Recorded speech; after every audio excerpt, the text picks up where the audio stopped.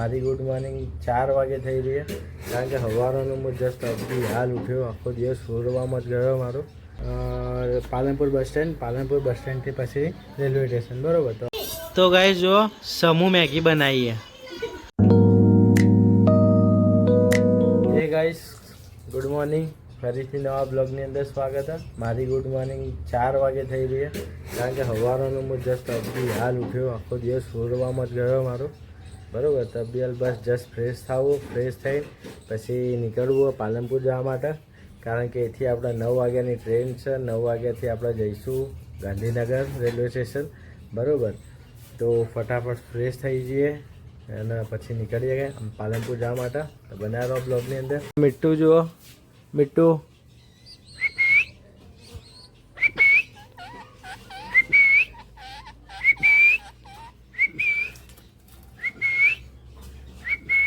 લા ખાવા ખાતું નહીં, બધું લાડા કરે એના કરતો રહેવા દે.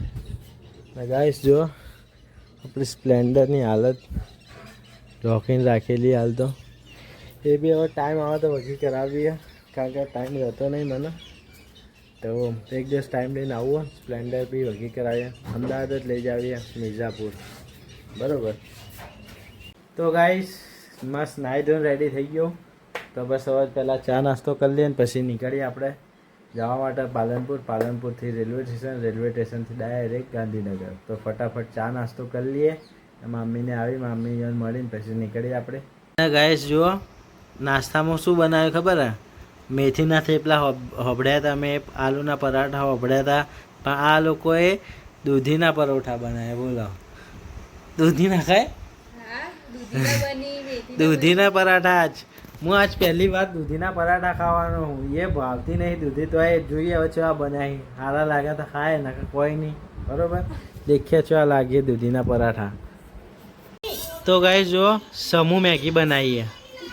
સમૂહમાં આખો થાળ ભરીને બનાવી.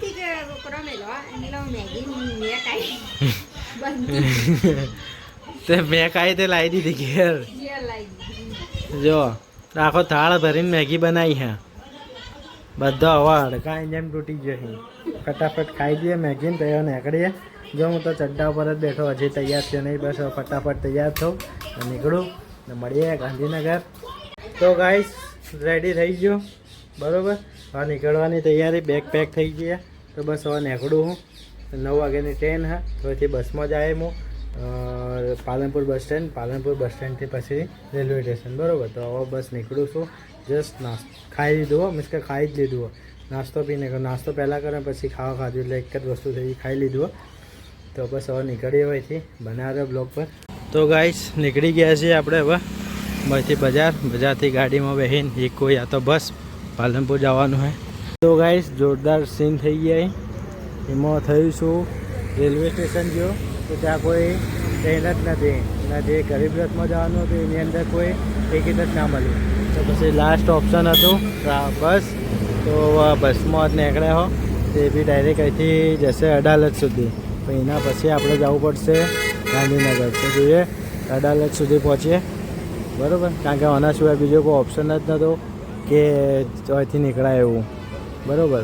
તો પછી આમાં જ જવું પડશે બસમાં જ. તો ગાઈસ રાતના 12 વાગી જાય અને આવી ગયો અડાલજ. અહીંથી રેપિડો બુક કરીએ ગાંધીનગર જવા માટે. બરાબર. તો આપણે અહીંથી નીકળીએ ગાંધીનગર જવા માટે. રેપિડોવાળા ભાઈ આવી જ છે.